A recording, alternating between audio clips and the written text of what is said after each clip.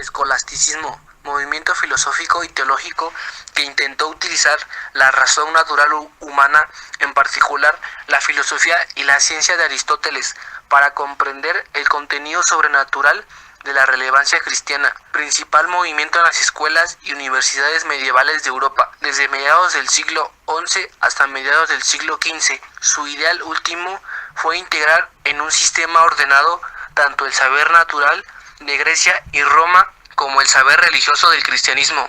El término escolástica también se utiliza en un sentido más amplio para expresar el espíritu y métodos característicos de ese momento de la historia de la filosofía o cualquier otro espíritu o actitud similar hacia el saber encontrados en otras épocas. El término escolástica, que en su origen designaba a los maestros de las escuelas monásticas o catedrálicas medievales de las que surgieron las universidades, acabó por aplicarse a cualquiera que enseñara filosofía o teología en dichas escuelas o universidades. Los pensadores escolásticos sostuvieron una amplia variedad de ideas tanto en filosofía como en teología. Lo que da unidad a todo el movimiento escolástico son las metas comunes, las actitudes y los métodos aceptados de un modo general por todos sus miembros. La principal preocupación de los escolásticos no fue conocer nuevos hechos, sino integrar el conocimiento ya adquirido de forma separada por el razonamiento griego y la relevancia cristiana. Este interés es una de las diferencias más características entre la escolástica y el pensamiento moderno desde el Renacimiento. El objetivo esencial de los escolásticos determinó algunas actitudes comunes.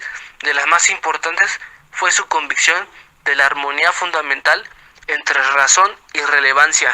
Los escolásticos afirmaban que el mismo Dios era la fuente de ambos tipos de conocimiento y la verdad era uno de sus principales atributos. No podía contradecirse a sí mismo en estos dos caminos de expresión.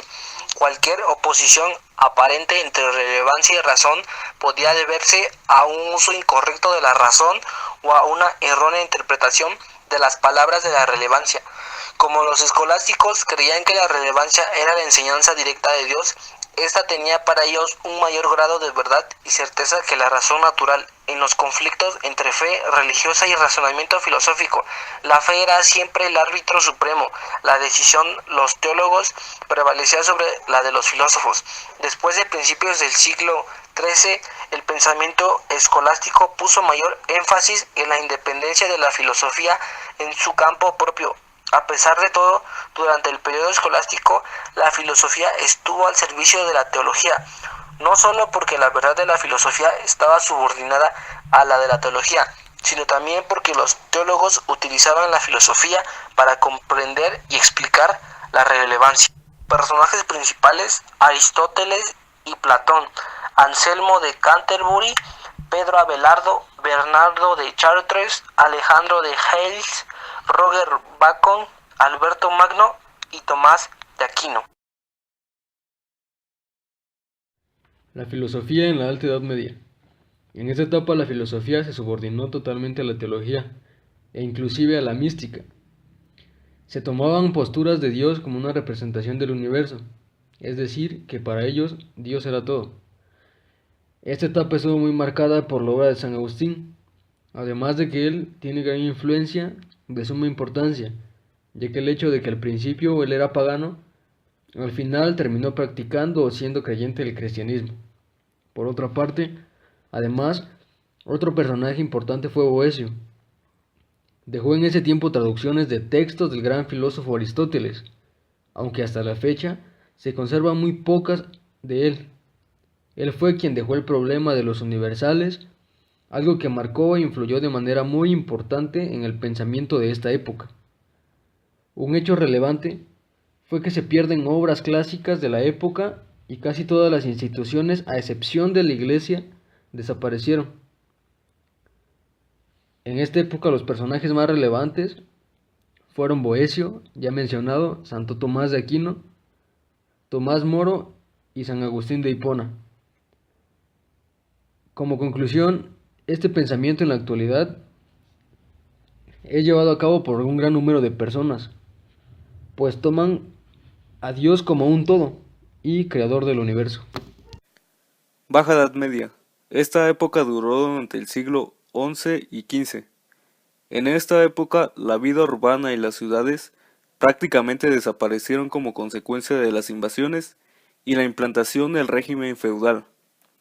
Pero a partir de los siglos X y XII, la roturación de tierras, el incremento de la población y el aumento de los rendimientos agrícolas generaron un excedente tanto de mano de obra como de producción agrícola, que revirtió el desarrollo de las ciudades. Surgió así una nueva clase de comerciantes y artesanos, llamada burguesía, que impulsó el intercambio entre el campo y la ciudad, permitiendo la apertura de rutas comerciales entre regiones alejadas. Estos hechos fueron decisivos para la expansión territorial de los reinos cristianos y el desarrollo del comercio marítimo. La filosofía renacentista es la filosofía que se desarrolló en Europa desde el siglo XIV hasta mediados del siglo XVI y que marcó el paso a la filosofía medieval a la filosofía moderna. Primero que todo, fue caracterizada por un giro humanista en contraste con la filosofía medieval. Esta estaba caracterizada por haber tenido siempre a Dios en el centro de todo, pues su principal objetivo era justificar la existencia de Dios. En el Renacimiento, Dios y el cristianismo dejaron de ser el punto central, para dar paso al hombre como el punto central de todo. Un ejemplo puede ser la pintura de Leonardo, La medida de todas las cosas.